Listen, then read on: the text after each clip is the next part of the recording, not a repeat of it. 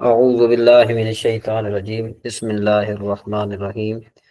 سل بنی اسرائیل، سل یعنی یہ امر کا صیغہ ہے۔ سل کا معنی ہوتا ہے پوچھ، بنی اسرائیل بنی اسرائیل سے، یعنی کیا مطلب کہ بنی اسرائیل سے پوچھیں، کم آتیناہم من آیت بینات، کہ ہم نے کتنی روشن واضح نشانیاں ہم نے انہیں دی۔ ومن یبدل نعمت اللہ من بعد ما جاءته فإن اللہ شدید العقاب۔ ٹھیک ہے جی۔ اور جو اللہ کی طرف اللہ کی آئی ہوئی نعمت کو بدل دینا، بے شک اللہ تبارک و تعالیٰ کا عذاب جو ہے نا بہت سخت ہے۔ تو اس آیت میں یہ فرمایا گیا ہے کہ بھئی بنی اسرائیل سے پوچھئے کہ ہم نے انہیں کتنی روشن نشانی عطا فرمائی کہ ان کے جو ہے نا انبیاء علیہ السلام کے معجزات اور ان کی نبوت کی صداقت کی دلیل ہم نے بنا دیا، اور ان کے ارشاد اور ان کے جن کتابوں کو دین اسلام کی حقانیت کا ہم نے گواہ بنا دیا۔ ٹھیک ہے نا جی۔ تو پھر جو ہے نا کیا ہے کہ انہوں نے کیا کیا کہ وَمَن يُبَدِّلْ نِعْمَتَ اللَّهِ، تو اللہ تعالیٰ کی اس نعمت سے مراد کیا ہے؟ آیات الہیہ مراد ہے، کہ جو ہدایت کا سبب ہے، اور ان کی بدولت جو ہے نا گمراہی سے نجات حاصل ہوتی ہے۔ تو انہوں نے کیا کیا کہ انہوں نے ان آیات کو بدلا دیا۔ تو اللہ تبارک و تعالیٰ کا جو عذاب ہے وہ بڑا سخت ہے۔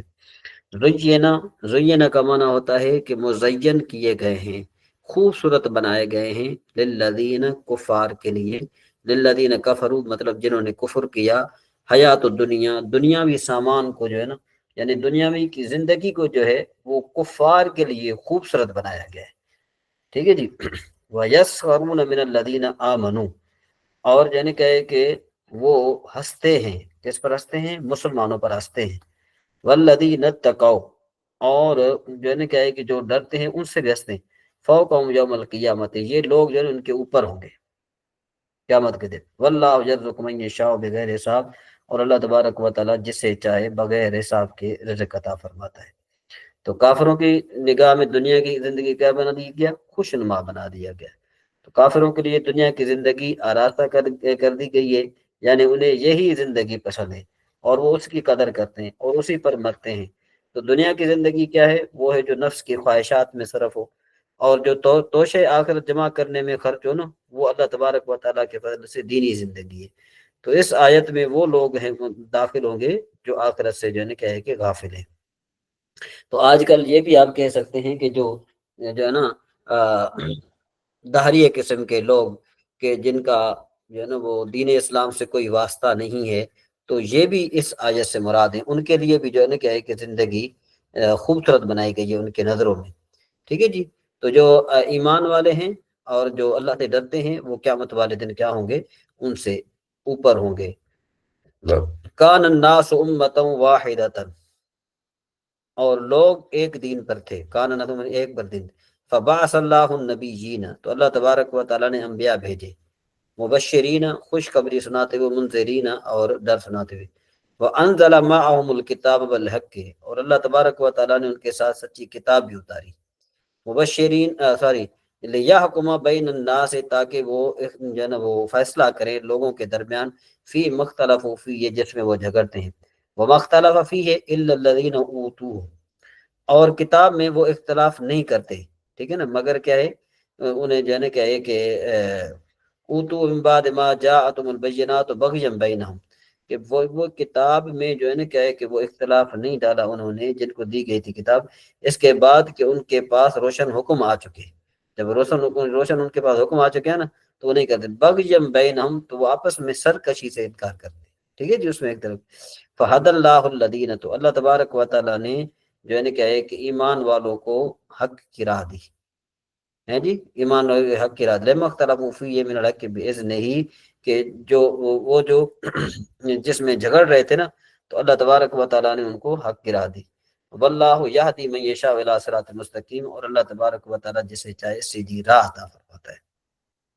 تو کان الناس امۃ واحدۃ کا مطلب کیا ہے کہ تمام لوگ ایک دین پر تھے، یعنی حضرت آدم علیہ السلام کے زمانے سے لے کر حضرت نوح علیہ السلام کے زمانے تک سب لوگ ایک ہی دین اور ایک ہی شریعت پر تھے۔ پھر ان میں اختلاف ہوا تو اللہ تعالیٰ نے حضرت نوح علیہ السلام کو مبعوث فرمایا، تو یہ بعثت میں پہلے رسول ہے۔ ٹھیک ہے جی۔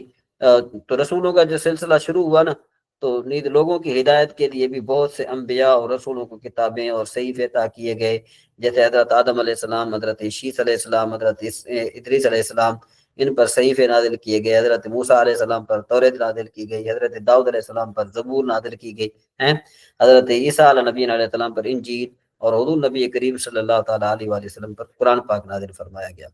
تو اس کے بعد انبیاء علیہ السلام کی جو ہدایت آ جانے کے بعد بھی لوگوں نے اختلاف کیا، جیسے یہودی اور نصرانیوں نے اپنی اپنی کتاب میں اختلاف کیا، اور آپس کے حسد کی وجہ سے کتاب اللہ کو بھی جو ہے نا کیا ہے کہ انہوں نے جو ہے نا یعنی اس کو بھی تحریف کرنے سے وہ بات نہیں آئے، یہاں تک کہ اللہ تبارک و تعالیٰ نے مسلمانوں کو حضور نبی کریم صلی اللہ تعالیٰ علیہ وآلہ وسلم کے ذریعے حق کی ہدایت فرمائی۔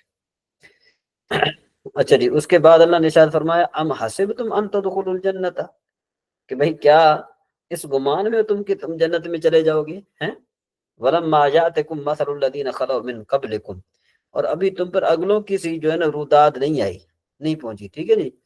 تو مثلا وہ کیا ہے، مستهم الباساء والضراء، کہ بھئی انہیں سختی اور شدت اور اس نے کیا کہ انہیں ہلا ڈالا، وَذُلْزِلُوا حَتَّىٰ يَقُولَ الرَّسُولُ، اور انہیں وہ ہلا ڈالے گئے یہاں تک کہ کہہ اٹھا کہ رسول اور اس کے ساتھ کے ایمان والے کب آئیں گے، ٹھیک ہے نا، جو کہ وہ کب آئیں گے، متى نصر اللہ، یعنی اللہ تبارک و تعالیٰ کی مدد کب آئے گی، الا ان نصر اللہ قریب، بے شک اللہ تبارک و تعالیٰ کی مدد قریب ہے، یسألونک، یہ یسألون فعل مضارع کا صیغہ ہے، کاف ضمیر جو ہے یہ منصوب متصل کی ہے، ماذا ینفقون، وہ کیا خرچ کریں گے، یعنی وہ کہتے ہیں کہ اللہ کی نصرت جو ہے وہ قریب ہے، یسألونک یعنی آپ سے پوچھتے ہیں اے محبوب کو کیا خرچ کریں، قل آپ فرما دیجئے ما انفقتم من خیر، تو آپ جو ہے نا وہ جو کچھ آپ جو ہے نا آپ خرچ کریں نا وہ کیا ہو، اچھا ہو، فللوالدین والدین کے لیے، والاقربین رشتہ داروں کے لیے، والیتاما اور یتیموں کے لیے،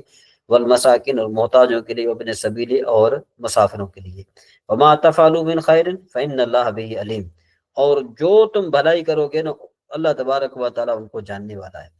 تو یہاں سے یہ کہتے ہیں، اب آپ سے سوال کرتے ہیں کہ کیا خرچ کریں، یہ آیت جو تھی نا یہ حضرت عمر بن جموح رضی اللہ تعالیٰ عنہ کے جواب میں نازل ہوئی تھی، جو بوڑھے شخص تھے اور بڑے مالدار تھے، تو انہوں نے حضور نبی کریم صلی اللہ علیہ وسلم سے عرض کیا تھا کہ کیا خرچ کریں اور کس پر خرچ کریں، تو اس پر یہ بتایا گیا۔ اللہ اکبر، کتب علیکم القتال، تم پر فرض کیا گیا ہے اللہ کی راہ میں لڑنا، قتال اللہ کے راہ، وہ کرہ لکم، اور یہ تمہارے لیے جو ہے ناپسندیدہ ہے، اگرچہ تمہیں جو ہے یہ بات بری لگی، وعسیٰ ان تکرہوا شیئا فہو خیر لکم، بھئی ان قریب جو تمہیں ناپسند ہو نا کوئی چیز، وہ تمہارے لیے اچھا ہو، یعنی اس میں تمہارے لیے اچھا ہی ہو، وعسیٰ ان تحبوا شیئا، اور وہ چیز جو تمہاری نظروں میں اچھی ہو نا وہ شر لکم، ہو سکتا ہے تمہارے لیے جو ہے نا بری ہو، واللہ یعلم وانتم لا تعلمون، اور اللہ تبارک و تعالیٰ جانتا ہے تم نہیں جانتے۔ تو جہاد جب ان پر فرض کیا گیا تو بظاہر تو جہاد جو ہے نا یہ آپ کو پتہ ہے کہ بھئی یہ ناپسندیدہ چیز ہے، لیکن اللہ نے کیا فرمایا کہ بھئی جو چیز تمہیں ناپسند ہو سکتا ہے کہ وہ تمہارے لیے بہتر ہو، اس میں تمہارے لیے اچھا ہی ہے، ٹھیک ہے جی۔ اور اسی طریقے سے جس کو تم پسند کرتے ہو نا وہ ہو سکتا ہے کہ تمہارے لیے بری چیز ہو، تو اس لیے واللہ یعلم وانتم لا تعلمون، اللہ تبارک و تعالیٰ جانتا ہے تم نہیں جانتے۔ جی اختر صاحب، اس میں اگر کوئی آپ کو کوئی ایسا مسئلہ یا کوئی بات چیز سمجھ میں نہ آتی ہو تو آپ پوچھ لیا کریں، ٹھیک ہے نا جی۔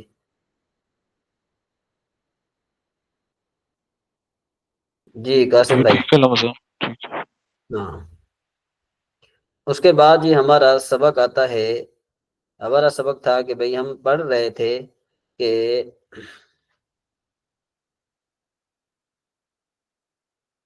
ہم نے اس کا پہلا اعراب پڑھ لیا تھا،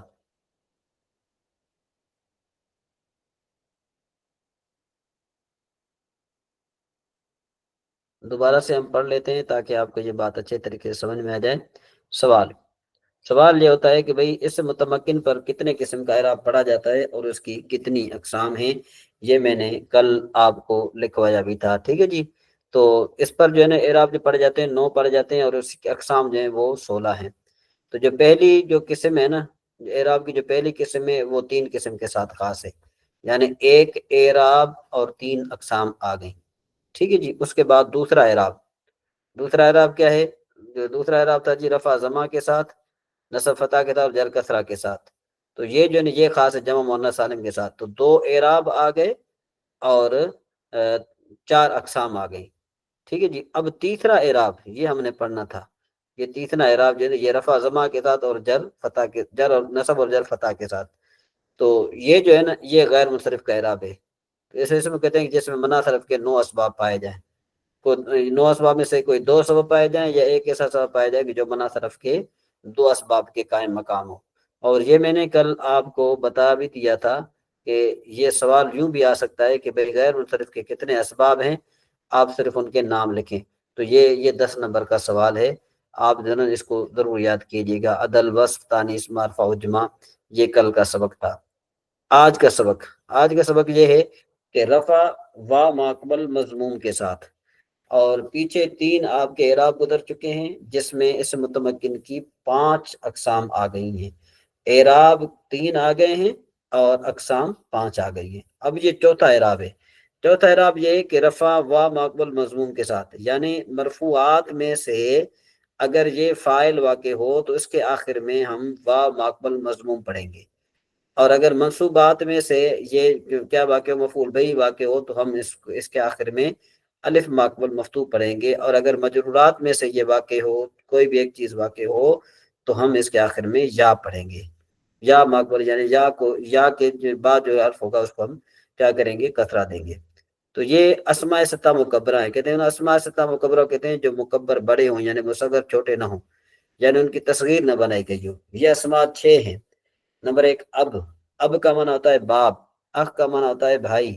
ہمن کا معنی ہوتا ہے عورت کا وہ رشتہ دار کہ جو اس کے شوہر کی طرف سے ہو، جیسے سسر، دیور وغیرہ ہے جی.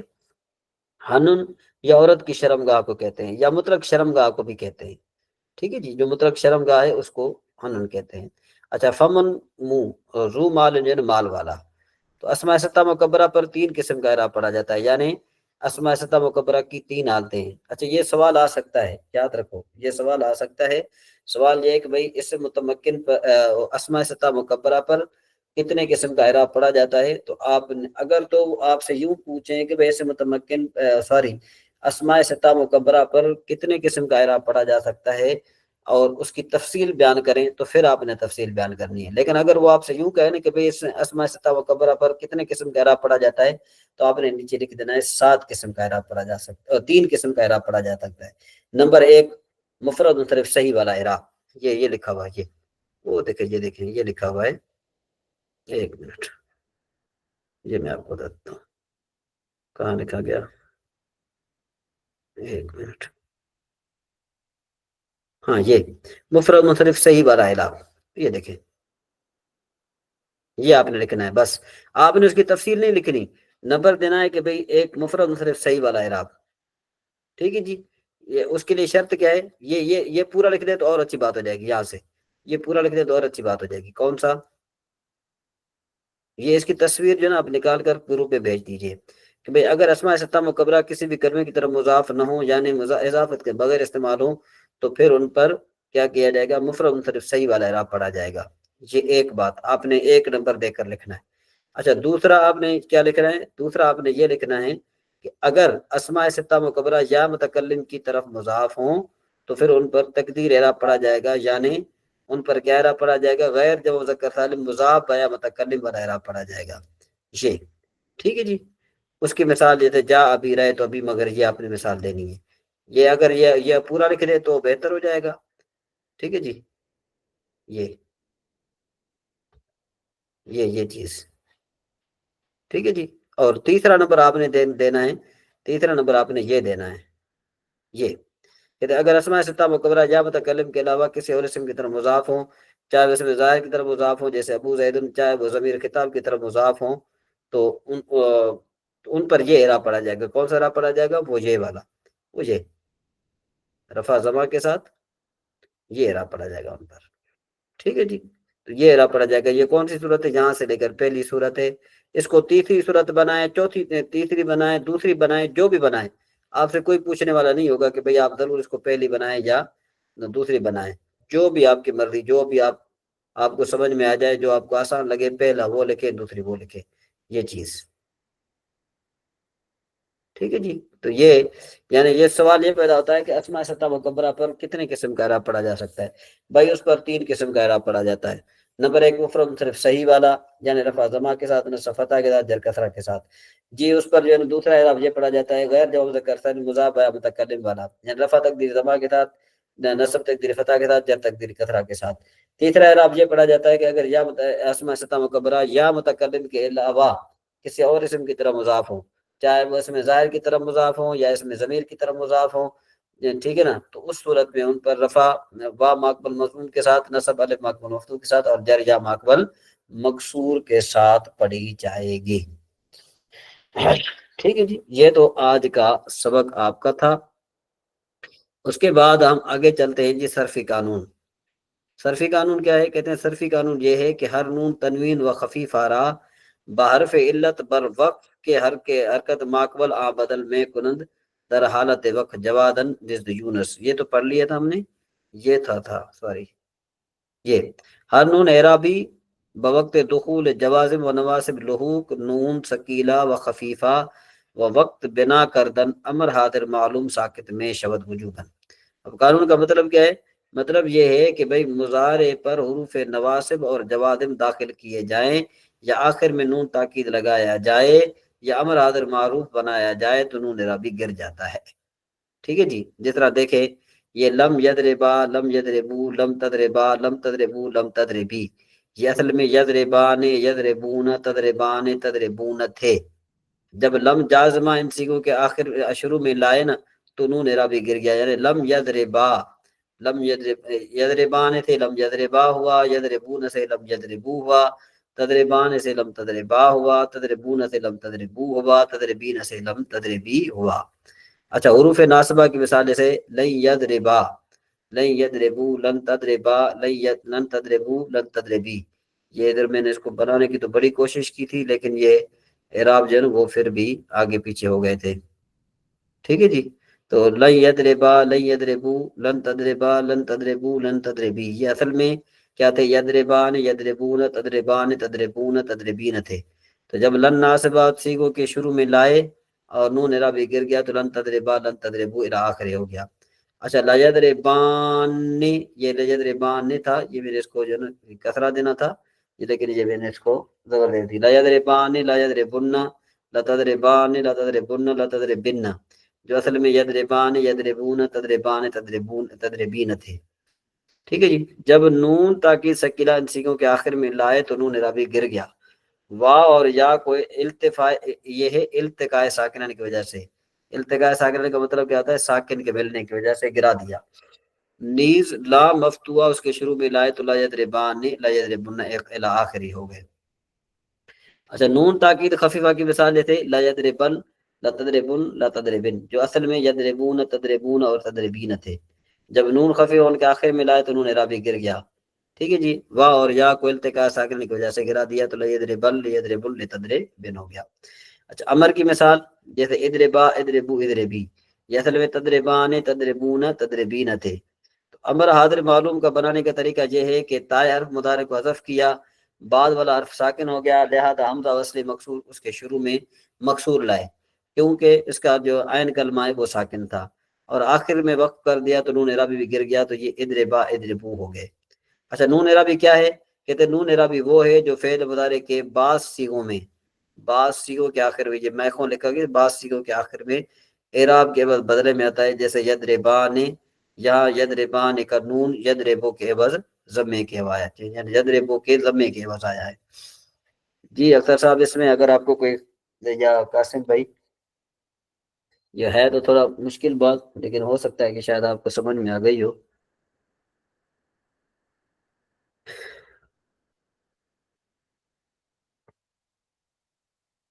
جی اختر صاحب، جی رام صاحب، کس حد تک یہ بات سمجھ میں آئی ہے؟ پڑھنے سے آئے گی یا بھی سننے سے بھی آ گئی؟ رام صاحب پڑھنے سے آئے گی، زیادہ بھی سنا تو ہے لیکن سننے ریوائز سے کر کے۔ سمجھ، سننے سے آدھی سمجھ میں آ گئی؟ آدھی سے کم آئی ہے رام صاحب۔ اچھا، اب اس کی مثال دیتے ہیں نا، جس طرح دیکھو کہ بھئی یہ جو ہے نا، ایک منٹ میں آپ کے سامنے ابھی ابھی پیش کرتا ہوں، ایک منٹ ایک منٹ.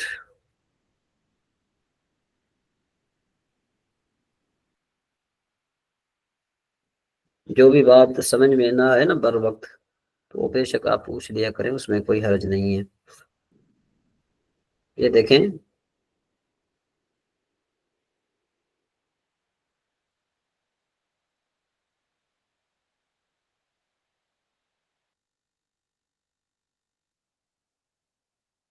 یہ آپ کو نظر آ رہا ہے؟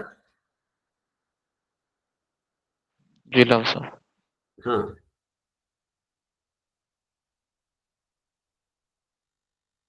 یہ مضارع کی گردان ہے، یہ مضارع کی گردان ہے نا. اب دیکھو کہ بھئی ایک ہے حروف نواسب اور حروف جوازم. آپ نے پڑھا تھا نا فعل جہد بنانے کا طریقہ، ہم نے پڑھا تھا کہ فعل جہد بنانے کا طریقہ یہ ہے کہ جب ہم نے فعل جہد جو ہے فعل مضارع کی گردان کے شروع میں ہم لائیں گے تو 5 صیغوں میں ضمہ اعرابی گر جاتا ہے. یعنی 5 صیغوں میں ہم کیا دیتے ہیں؟ جزم دیتے ہیں، جیسے لم یضرب. اور 7 صیغوں سے نون اعرابی گرا دیتا ہے، جیسے یضربان سے لم یضربا. اب یہ یضربان ہے نا، یہاں تو یضربان ہے، اس کے شروع میں آپ لم داخل کر دیں گے تو یہ نون اعرابی گر جائے گا. ٹھیک ہے جی، لم داخل کریں تو. اسی طریقے سے یہ یضربو کے آخر میں گر جائے گا یہ. اور اسی طریقے سے جو ہے نا یہ یضربان سے گر جائے گا یہ.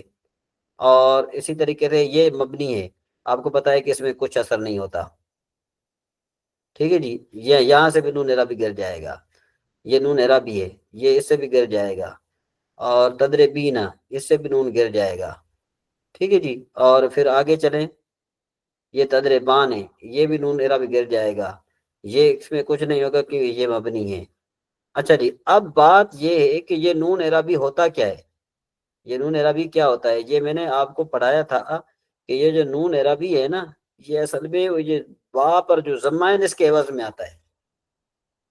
آپ نے پڑھا تھا نا کہ بھئی جو ہے نا نون تسنیہ کا یا تو ضمہ کے عوض یا پھر جو ہے نا کیا ہے کہ تنوین کے عوض یا دونوں کے عوض اس کے آخر میں لایا گیا تو یضربو سے یضربان ہوا. کچھ ذہن میں آ رہا ہے اس طرح کہ ہم نے کچھ پڑھا ہو شاید کہیں پر؟ جی سب کئی قواعد اس میں ہم نے پڑھے تھے کہ ادھر اس طرح ہو جائے تو ہم ادھر سے یہ نون گرا دیں گے اور یہ اس طرح آ جائے گا، یہ پڑھا ہے ہم نے. پڑھا ہے نا؟ تو چلے جی اب جی. وہ میں آپ کی طرف لے آتا ہوں، وہی چیز آپ کی طرف لے آتا ہوں، وہی چیز آپ کی طرف لے آتا ہوں. اصل میں کیا ہے کہ ہم نے تھوڑا بہت پڑھا ہوتا ہے تو توجہ صرف آ جائے نا ابھی ہماری، کیونکہ بعض اوقات جو ہے نا یہ دیکھیں، یہ چلو شکر ہے کہ یہ میں نے اس کو یہ سیٹ کر، یہ دیکھیں یہ وہی چیز ہے، یہ چیزیں ہم نے پڑھی تھی، جی جی جی جی. یہی چیز ہے نا.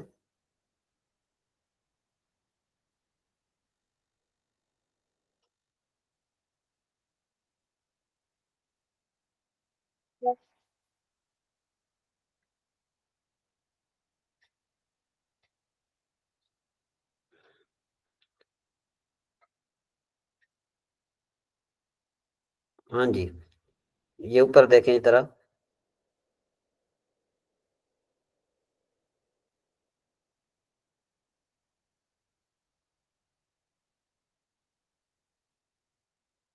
اچھا جی، یہ پڑھیں، یہاں سے پڑھیں، کوئی ایک پڑھے آپ میں سے، کوئی بھی ایک پڑھے. یہ جی، کوئی آپ میں سے پڑھے یضربان اور تضربان کو. یدریوانی اور تدریوانی کو یدریو اور تدریو سے بنایا گیا ہے. ہوں، الف علامت تثنیہ اور ضمیر فاعل ما قبل کے فتح کے ساتھ اور نون مکسورہ دمہ کے عوض جو کہ ہاں واحد میں تھا ہاں. اس کے آخر میں لے آئے تو یدریبو سے یدریبانی اور تدریبو سے تدریبان ہوا. تو دیکھو یہ نون کس کے عوض میں ہے؟ یہ ضمہ کے عوض میں ضمہ کے بس ہے. جی. ہے، ضمہ کے عوض میں ہے. ٹھیک ہے جی، یہ بات یہاں تک ہو گئی. اس کے بعد اب حروف جازمہ کی ہم بات کرتے ہیں. یعنی ہمیں یہ پتا چلا کہ یہ جو نون اعرابی ہے یہ ضمہ کے عوض میں آتا ہے. ہمیں یہ بات پتا چل گئی نا. جی جی. اب ہمیں ذرا یہ دیکھیں، یہ فعل یہ حرف لم فعل مضارع کے الفاظ میں عمل کرتا ہے. حرف لم جو ہے نا کیا ہے کہ حرف لم نے فعل مضارع کے الفاظ میں عمل اس طرح کیا کہ جن سیغوں کے آخر میں ضمہ یعنی پیش تھا ان کو جزم دیا، اور جن سیغوں کے آخر میں نون اعرابی تھا اس کو گرا دیا، ٹھیک ہے جی، اور جن سیغوں کے آخر میں نون جمع مؤنث تھا ان میں کوئی عمل نہیں کیا، کیونکہ وہ کلمات مبنی ہیں، اور مبنی کا آخر تبدیل نہیں ہوتا۔ یہ تو بات آ گئی نا حروف جازم کی، یہ حروف جازم کی بات آ گئی۔ حروف جازم کا کیا عمل ہے؟ حروف جازم کیا کرتا ہے؟ نون اعراب کو گرا دیتا ہے، یہ بات ہم نے یہاں سے سمجھی۔ اچھا جی، اس کے بعد ہم چلتے ہیں جی حروف نواسب کی طرف۔ یہ دیکھو کہ بھئی جن سیغوں کا آخر نون اعرابی تھا اس کو گرا دیا، ہمیں صرف یہ چیز دیکھنی ہے نا بس، ٹھیک ہے جی، یہ چیز نظر آ رہی ہے جی، یہ چیز؟ جی جی لمسم ٹھیک ہوں۔ ہاں، یہ یہاں تک ہو گیا۔ اب قانون پڑھیں آپ۔ اب قانون کیا ہے؟ قانون یہ ہے، کہتے ہیں کہ ہر نون اعرابی کا یعنی مضارع پر حروف نواسب اور جوازم داخل کیے جائیں، یا آخر میں نون تاکید لگایا جائے، یا امر حاضر معلوم بنایا جائے تو نون اعرابی گرا دیا جاتا ہے۔ جی اب سمجھ میں آئی بات؟ ابھی کچھ جی اختر صاحب؟ اب سب سکرین چلی گئی ہے۔ اچھا چلی گئی ہے، ایک منٹ،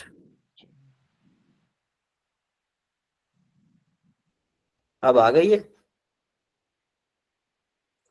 نہیں لمسم کسی اور کی طرف تو نہیں اس طرح مسئلہ آ گیا، اب کسی ٹھیک اور ہو گیا، ہو گئی ٹھیک۔